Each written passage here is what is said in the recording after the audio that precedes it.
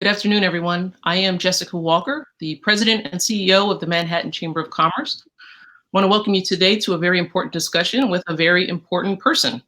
But before we get to that, I want to remind you about the Chamber and all the work that we've been doing right now and everything that's going on. Hope everybody is well out there on a snowy day.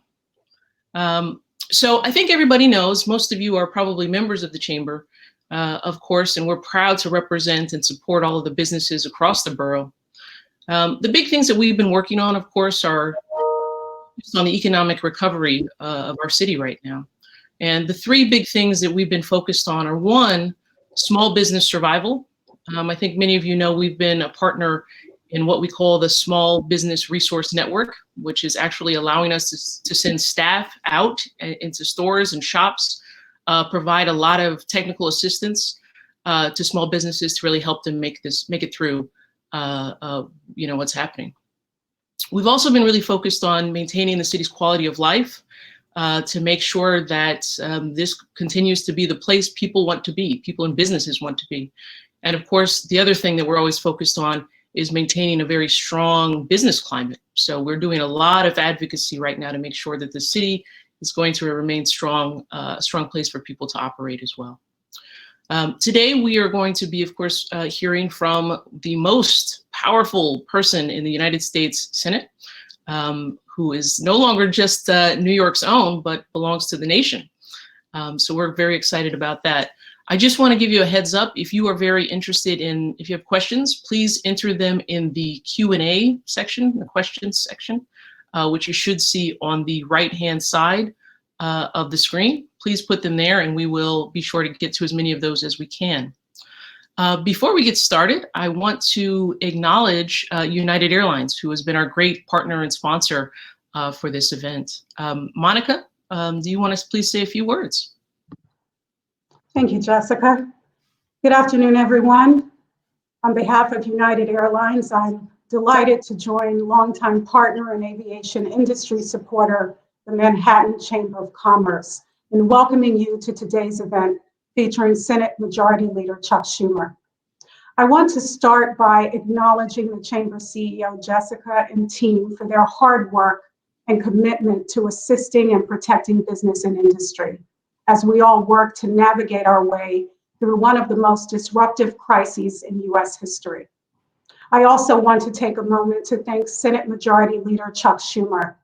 He has been a champion of aviation and the aviation workforce throughout the pandemic. We are immensely grateful for that and applaud his recognition of the critical importance of transportation workers and the role they play in driving the economy. This reminds it is now more important than ever that there be a spirit of collaboration among thought leadership and across business and industry sectors, levels of government and nonprofits, as we all march towards recovery. Of course, that's only phase one, as our ultimate goal is to leverage the learnings about our resilience and call from creative and innovative solutions that will lead us back to a thriving and robust economy. That is our North Star. United welcomes the opportunity to work with stakeholders to meet the challenge. Specifically, we look forward to serving as a resource and providing help and support, much like we are doing through our Shop Local initiative, an effort to assist small businesses in our hub states. While that effort helps, we know there is much more to do. So we look forward to continued engagement through forums like this, working together to drive progress in New York and the region. Thank you. Thank you, Monica. We really do appreciate your partnership. So before we meet with the senator, I want to introduce Michael Kipner, who I think everybody here knows is the chair of our board of directors. I know we really want to hear from Chuck. One of the great things about Senator Schumer is we all know him as Chuck in New York. I mean, even though he is now Senate Majority Leader, Chuck has been a champion for New York and New York City, since his birth, I think. There's something to be said about a man who has achieved the pantheon of responsibility in the Senate, but is known by, and loved by New Yorkers as Chuck. He is in his position, he has always worked for New York, but in his new position, he is going to be responsible for delivering COVID relief, small business relief, the Gateway Tunnel, all the things that are both essential for New York's survival and growth in this very difficult time. I know there was nobody more dedicated to helping us come out of this. Chuck, as you know, the Manhattan Chamber of Commerce is the voice for small and mid-sized businesses in Manhattan. And I know they're very eager to hear what you have to say. So we appreciate you being here, and I will give you the floor, and then we'll do some Q&A afterwards. Great. Well, thank you, Michael, and thank you for your years of friendship and also caring about New York and caring about our country. Whenever anyone, myself included, has called on Michael Kipner to step up to the plate because something is needed for the good of our city or our state or our nation, he's always there. He's the kind of business leader we need many of. So thank you. And I thank Jessica as well, Jessica Walker in the Manhattan Chamber, for being here. You combine two things that are in my bones. One is your New York City. Now I'm from Brooklyn, not quite Manhattan. But when I tell candidates, I interview candidates as head of the Senate campaign committee, and they say, give me advice. And I say, be yourself, because the public may not know the details of your views on one thing or another, but they can smell a phony when you're not being yourself. And then I say to them, I'm from Brooklyn. Now, sometimes this helps me, and sometimes this hurts me. But I know one thing, if I tried not to be from Brooklyn, I'd be worse than whatever I am. So that's in my bones. And what else is in my bones is small business. My dad was a small businessman. He struggled in that business his whole life. It's a little exterminating business. It was never that successful. He would pace the floor Sunday night at 2 a.m. My brother, sister, and I would hear him because he hated going to work. And I know what it's like. I worked in that business on weekends and summers to try and help him. Can you guys hear me, by the way? Can everyone hear me? Because I'm seeing on the Zoom here, someone said he can hardly hear me. Let's see. It's low. You're a little low, maybe closer to the camera or the microphone might be good. Wait, we're going to update it.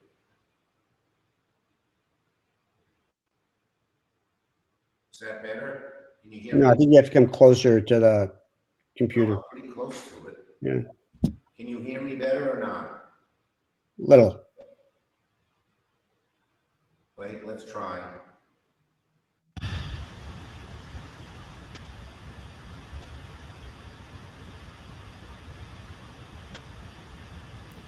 No, they're all saying no, they can't hear. Now it's good. That's better. Is it better? Deborah Seidman, is it better? Say yes. You said no. Robert Schwartz said no. Deborah Seidman just said yes. So with Deborah's okay, we're moving on. So what I said is two things are in my bones. I hope you heard. One is New York City. I'm a New Yorker. I'm from Brooklyn, for better, as they say in Brooklyn, for better or for worse. I'm from Brooklyn, and I never try to hide that.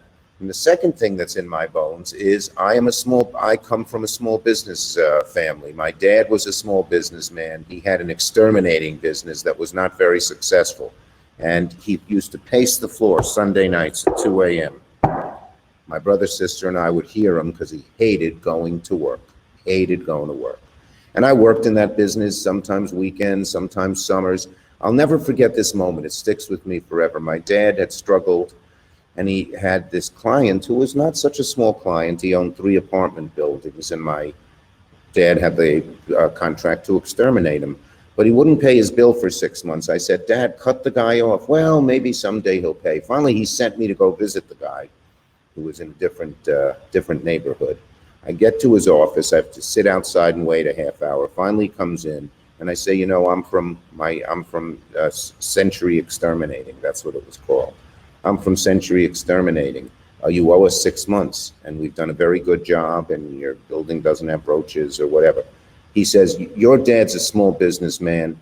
Sue me. He can't afford a lawyer. You go sue me. I'm not going to pay. So I know the frustration. So I'm with you all the way, and I care about you. So first, I'm going to talk for about 10, 15 minutes on things relevant to you, I hope, and then I'll open it up to questions.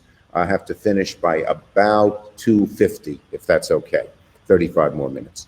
So first, I'm going to tell you a little bit about my January the 6th. It could be described in Charles Dickens' novels. It was the best of times, it was the worst of times. It was the best of times because January 5th was election day in Georgia. We knew if we won those 2 seats that we would take back the majority and I would become majority leader. And I stayed up Tuesday night till midnight. Tuesday night bled into Wednesday morning, no results. I'm clicking on the computer every 30 seconds. I'm looking at the TV, going on the New York Times website to get the most up-to-date election numbers. Finally, at 4 a.m., they declare Warnock and Ossoff the winners. And Warnock, by the way, has a bit of Manhattan roots. For a while, he attended seminary here and was the deputy or associate pastor of the Abyssinian Baptist Church, Pastor Butz's church in Harlem. And I recruited him. I spent 4 months trying to get him to run. I'm glad he did. He's going to be a great senator, as is Ossoff. Anyway, so they win. They declare they're going to win, 4 a.m. My first reaction is joy. I'm going to be the majority leader. And for any of you, and I'm sure every one of you has had very important goals that you spent months and even years trying to achieve. They could be professional or business, they could be family, they could be personal. And when you achieve it, you feel so good. The feeling inside of you of joy is amazing. And I had that feeling.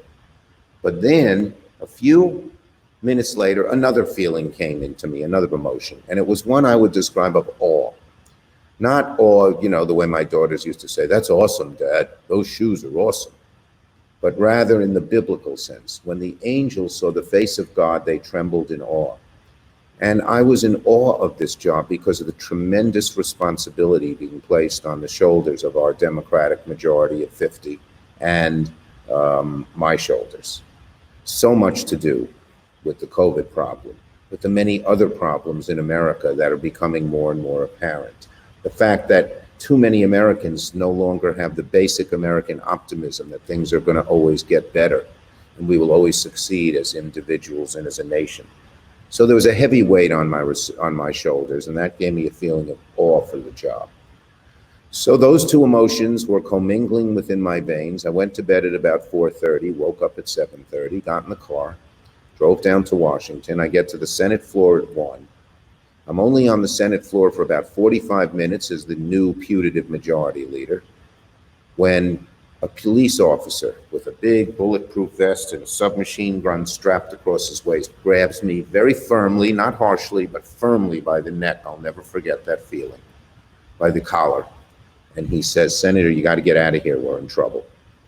And some of you may have seen in the impeachment trial, they actually showed a tape of me getting out the door, going out the Senate chamber door, walking to the right briskly with the police officers, the two of them. And then 5 seconds later we went through a door, and 5 seconds later, running back the other way. I was within 15 feet, and I'm from Brooklyn, so you're going to give me this allowance, I hope, from those bastards, from those bigoted, insurrectionist, white racist, anti-Semitic, horrible people who wanted to overthrow our government or at least upend it. And that was the day, best of times, worst of times. Now, I will tell you 2 things about that sequel. Number one, I've met with Merrick Garland, the new Attorney General to be, and told him he has to use all his might to go after these people, They are horrible human beings. They ought to get the full extent of the law thrown at them, etc. Okay. And we'll give them the resources, all the resources they needed. But second, we all know this wouldn't have happened without Donald Trump, who first spread false information that he had won the election, called it the big steal, tell these people to do anything it took to get the government back, had them come to Washington, told them to march on the Capitol, and used thinly veiled language that just about most of them took as it's okay to take over the government and use violence because we were so aggrieved. I was one of the first to call for him to be impeached. He was. The trial, they did not convict him, even though we did get 7 Republicans.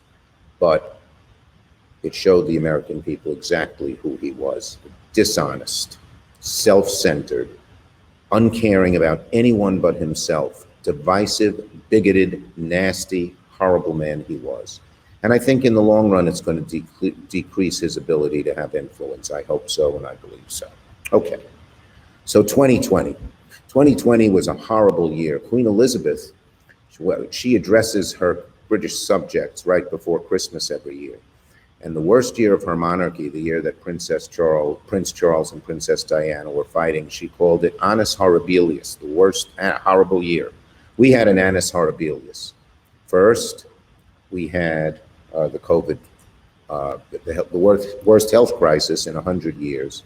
Every one of us knows people who have passed away from the COVID crisis. I just heard of another parent of a friend yesterday. We all know people who were sick. The worst economic crisis brought on by the COVID crisis in 75 years. We all know how many people have lost jobs. We all know how many businesses have gone under, how many more businesses are struggling, how many people's lives have been upended in so many different ways. And third, we saw the racial scars in America laid bare by the brutal murders of George Floyd, Ahmaud Arbery, and Breonna Taylor. So it was a very bad year, very bad year. But at the end, God works in mysterious ways. We had three good things at the end. Number one, we got rid of Donald Trump. I'm sure most, not all of you will agree on the screen here, but I believe he was the worst president we ever had. And not just in terms of his politics, which of course I disagreed with, but in terms of honor and in terms of values, the worst. Second, we got the vaccine.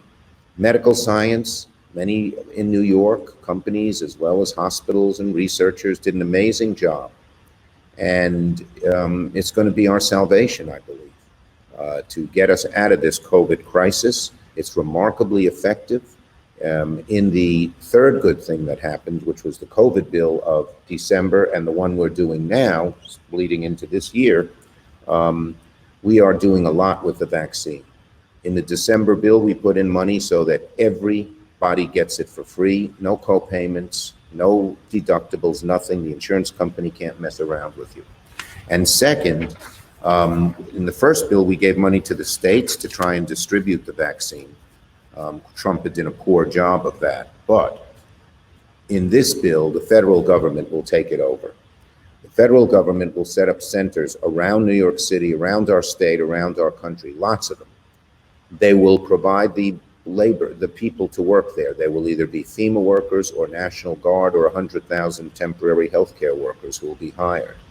And they will provide the vaccines. They're using every means they can to speed up the production of vaccines, including the Defense Production Act. And so the prediction is that once these, and by the way, there'll be many fewer requirements. These requirements can drive people crazy. Oh, you've stood online for 4 hours and you have a thyroid condition, that's not on the list.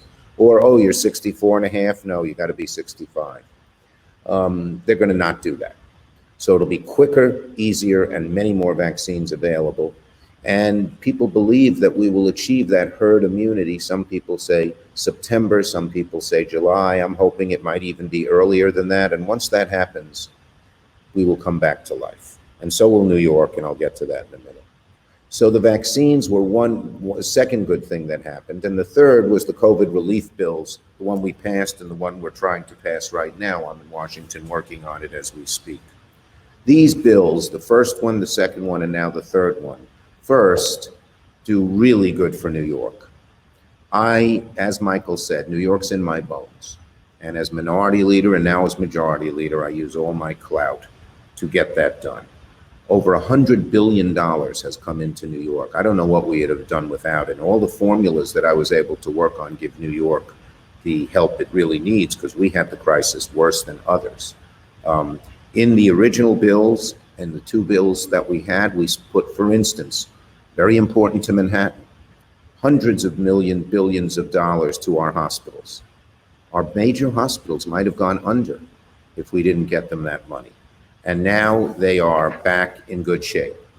In the bill that we passed in December was a $600 direct payment to middle income and low income individuals. In the new bill, it'll go up to $2,000. So if you're a family of 4 and you make below, say, $200,000, you will get another $5,600 check. We extended the unemployment benefits worth $300 a week. We gave some relief for rent for people who couldn't pay it, more money for SNAP to feed the children, $88 billion in the first bill, 160 more in this second bill, so that our schools can all open safely. The goal is every single school will be open safely by September, and many of them will be open before that.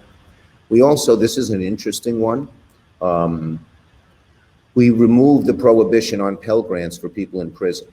A lot of the folks in prison, you know, many of them get severe sentences for small amounts of marijuana in our pocket because of the law being structured the way it is, want to better themselves. They can't. They have no money. Now they could enroll in a community college, take a course, and make something of themselves when they get out.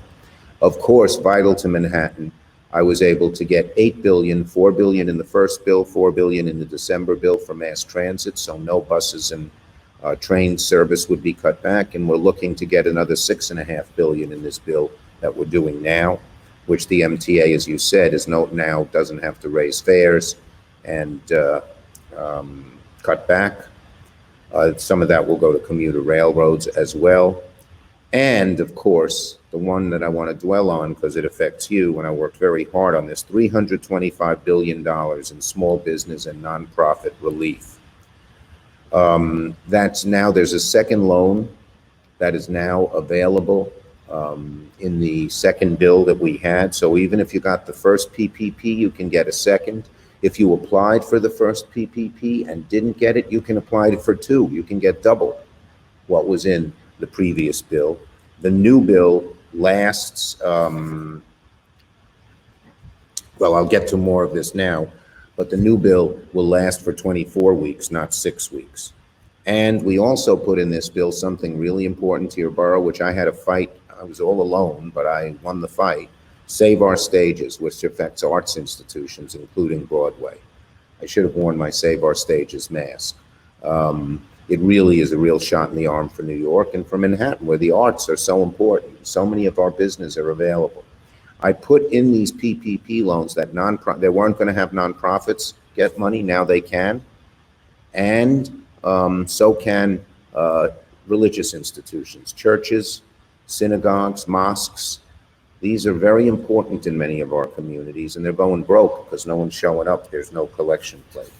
So all of that was in the bill, and another $20 billion for idle grants. I'm going to talk more about small business in a minute, but I want to also mention to you something that people don't know, but that's in the last relief bill, the employee retention tax credit expansion. In the last relief bill, we extended this credit for 6 months through the end of June. We could extend it further if COVID is still raging. It's a refundable payroll tax credit established in the first CARES bill, but made bigger. It's available to all businesses, all nonprofits, regardless of size. You get a tax credit now for 70% of the salaries of your workers for up to $10,000 a quarter. So it's a 70% tax credit that could go to $40,000 of salary. So if you're retaining a worker who you would have had to drop off because your business has declined, the federal government will pay a lot of the salary. And it's been improved for anyone with fewer than 500 employees to claim all wages, regardless of whether those employees are furloughed. So this is huge, and most people are not taking advantage of it. And Jessica and Michael, I hope the Manhattan Chamber will let all your small businesses know, because this is a real help to our businesses as they go through it. Let me give you some details of PPP. So small businesses that were unable to access PPP the first time or were turned down can apply for the first loan as well as the second loan. There's going to be no revenue loss requirement on the first loan.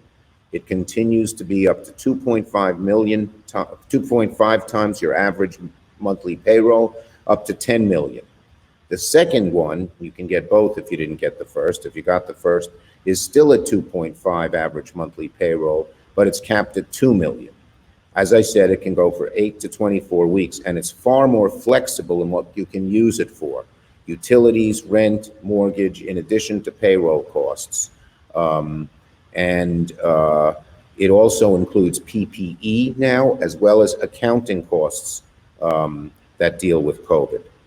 Both the first and second loans are forgivable, and we've moved the number in the second loan down, so you only have to pay 60% to employees. This has been particularly onerous in Manhattan. 60% is still too high. We're trying to change it because of our high rents, but it's still a good thing.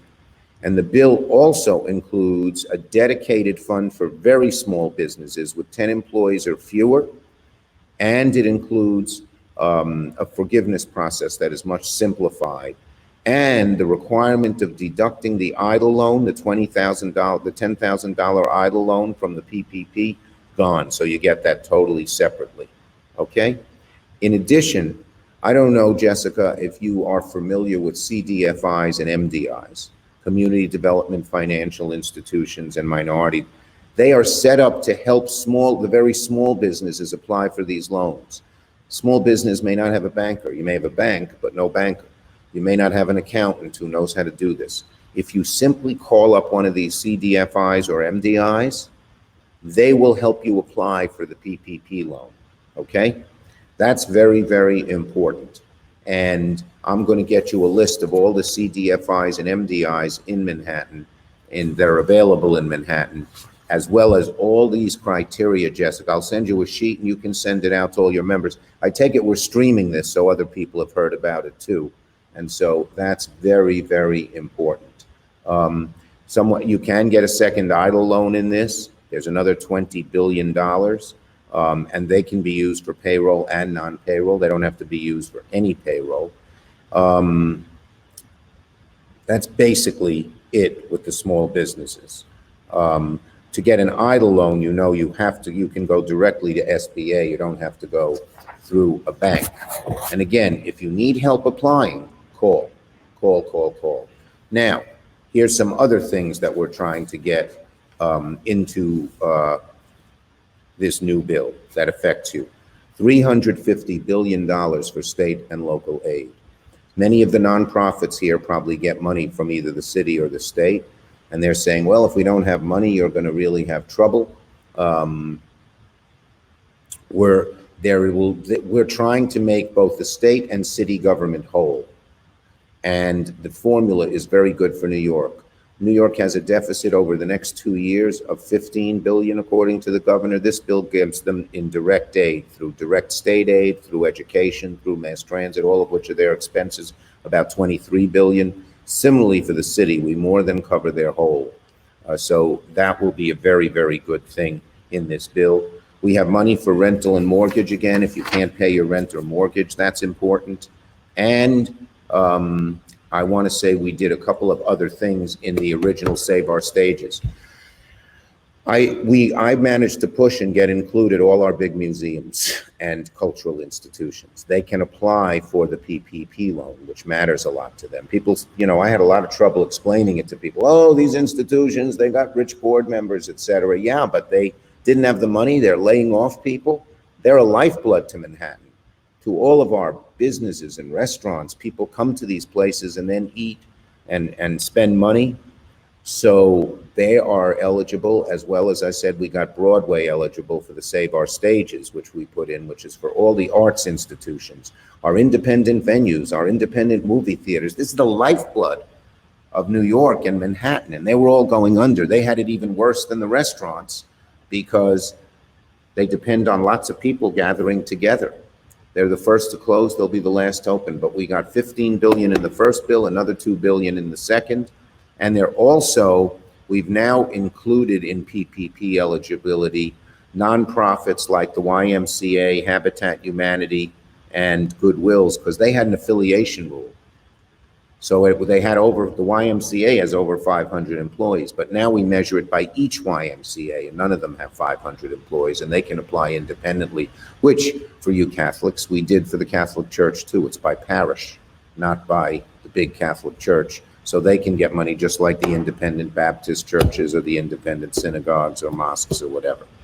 So New York State, as I said, will get close to $35 billion in direct aid. New York City gets close to $5.5 billion in direct aid. That's each bigger than their budget hole. Also in this bill, and I'm coming to the end here, is the Restaurants Act. I know our restaurateurs are thinking, what about us? PPP didn't really make it for the restaurants because they are so difficult. They have such difficulty.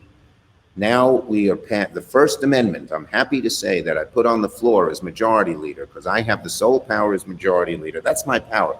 I can't force every Democrat. We only have 50 to vote with me. I can use persuasion in other ways, but it's not surefire.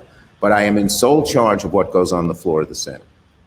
And that is very important because McConnell would block things that might have had a majority of votes, maybe the assault, maybe something like the universal background checks on guns and things like that. Anyway, the first bill I put on the floor was a bipartisan bill. Senator Sinema of Arizona, Democrat, Senator Wicker, a Republican of Mississippi, the Restaurants Act.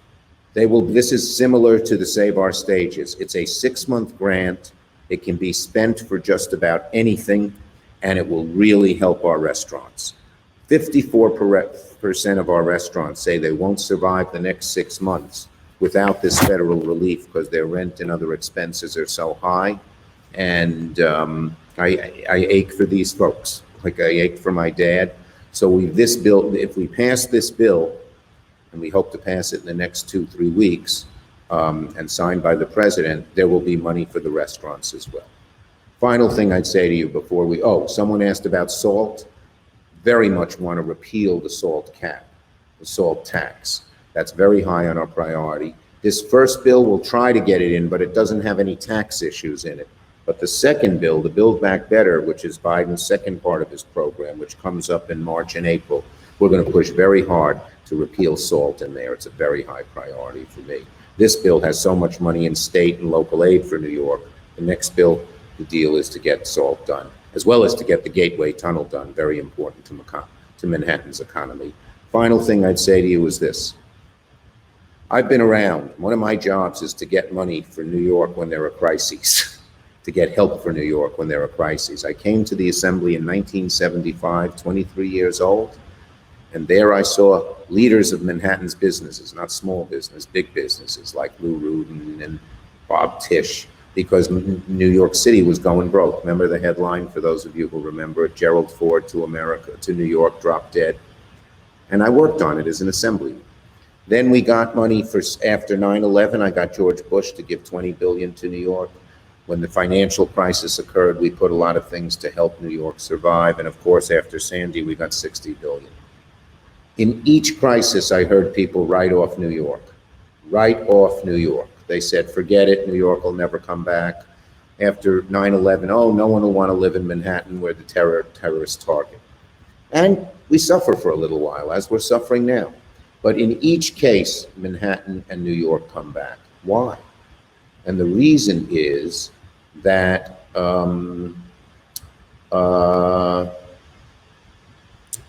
people want to live in a place like us.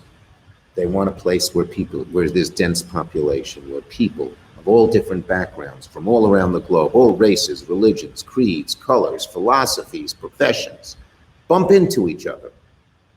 And so it's still going to happen. There's a need for 6 or 7 big metropolitan areas that attract a certain type of person. And they can be poor, and they can be middle class, or they can be rich, and they can be any color or religion, but they want to make it in New York.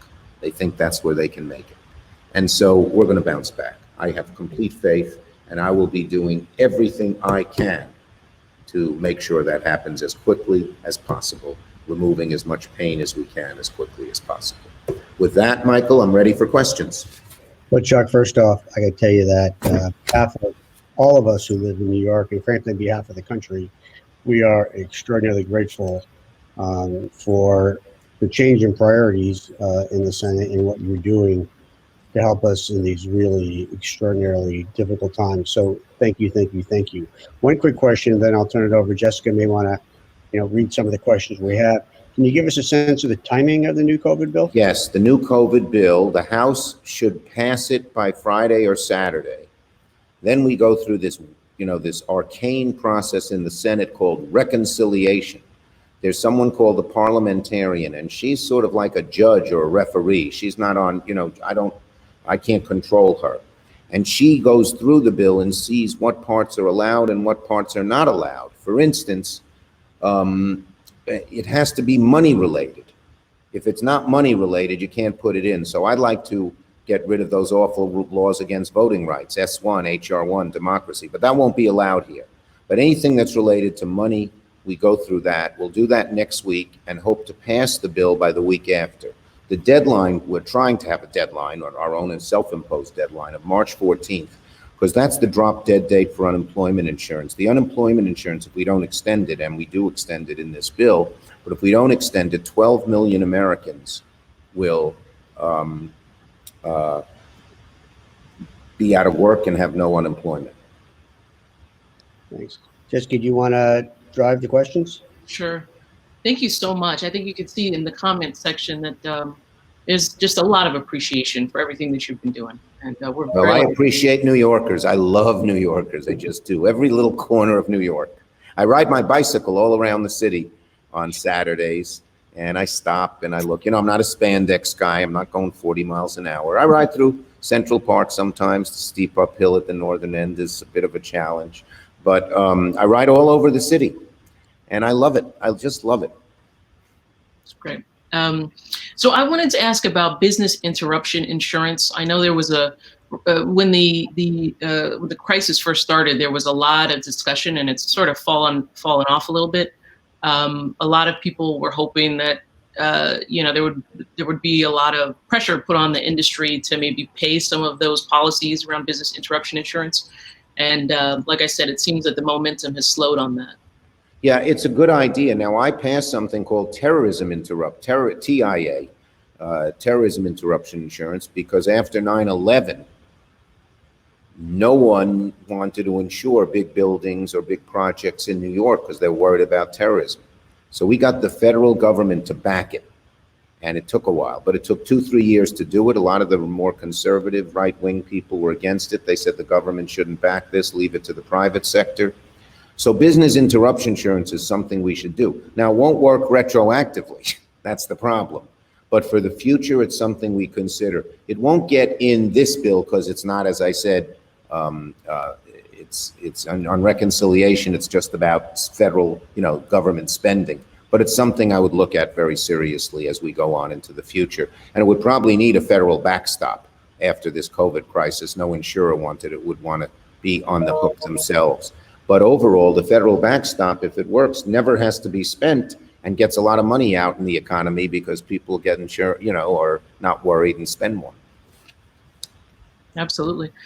There's a question here about some of the banks redlining small businesses. We have heard some stories where the small businesses had a long relationship with a particular bank, and for whatever reason, they suddenly sort of shut down their credit and cash flow.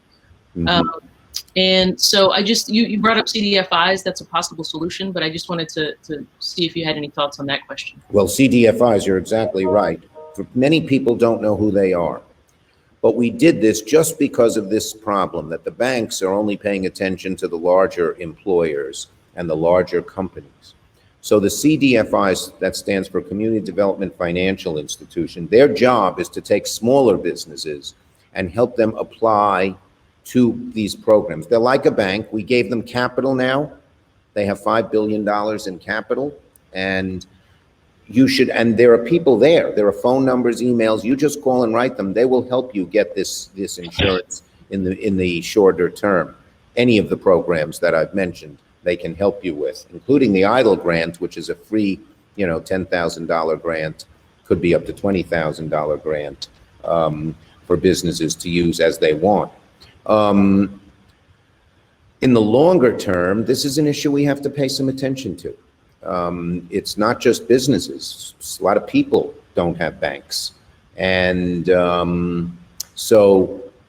this is an issue we have to look at. There was redlining of neighborhoods. Now there's redlining of people and businesses. And if you don't have a bank, one of the things we do in this bill, this is a little different. This is to help poorer people, but it's going to help a lot of people in Manhattan. We double the child tax credit and the earned income tax credit. But the problem is, If people don't have a bank, it's hard for them to use it, even if it's refundable. So we need to figure out a way, and some people have proposed that the Federal Reserve set up some kind of system where smaller businesses and smaller individuals, lower income individuals get banked. We'll check it out.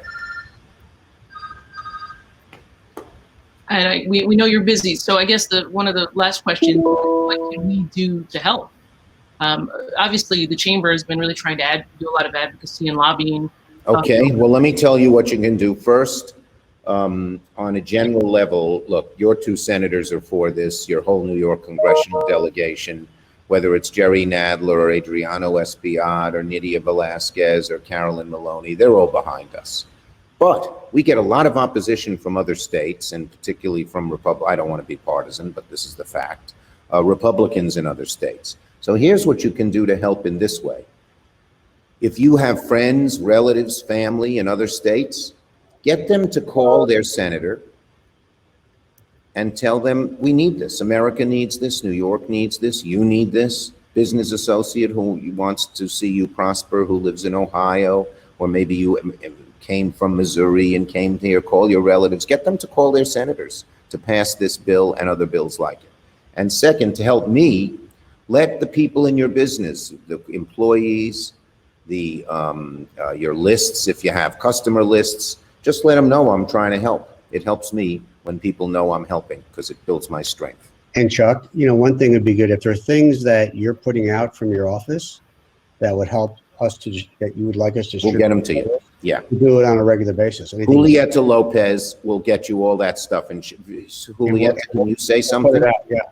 Yeah, and you'll put it out. That's a great idea, Michael. Thank you. Okay. So thanks. Thank you, everybody. And if there are other questions or comments, I'm sure the Chamber will answer them. But my office, I am blessed with a great, great staff, and we will answer them as well. Thank you. Thanks. Talk to you soon. Thanks, everybody. Bye. Take care. Thanks. Be safe and be healthy. Thank you. You too. Just in closing, there's so much good information that just came from the senator, and I just wanted to remind everybody about our small business resource network. It's available for free to any business, whether you're a member of the Chamber or not. But the things he talked about in terms of help applying for some of the federal assistance he talked about, and also being connected with the community banks, the CDFIs he mentioned, that's also something that we can do. So please reach out to us. You can email helpdesk@manhattancc.org. And we will, oh, there you go. So right in the comments section there, Natalie put a link also to the website if you want to pursue that and get some more help. Thanks so much for joining us. I hope that you will stay with us, and we will continue to push out information as we can. Michael, do you want to say anything in closing? No, I just thank you. I mean, I think we see that, our elected representatives really are pushing hard for this, and they are open to ideas and suggestions. So I would really encourage you, if you have any ideas, to contact their offices. Believe it or not, they do hear and care about what you have to say. And then obviously, if there are things that we can do as a chamber to get to them, please let us know. And we're here to push those ideas forward. So thank you. And we look forward to doing many more of these coming up over the next few weeks and months. That's great. Thanks so much, everybody. Please have a wonderful day. Be safe out there in the snow. Thanks.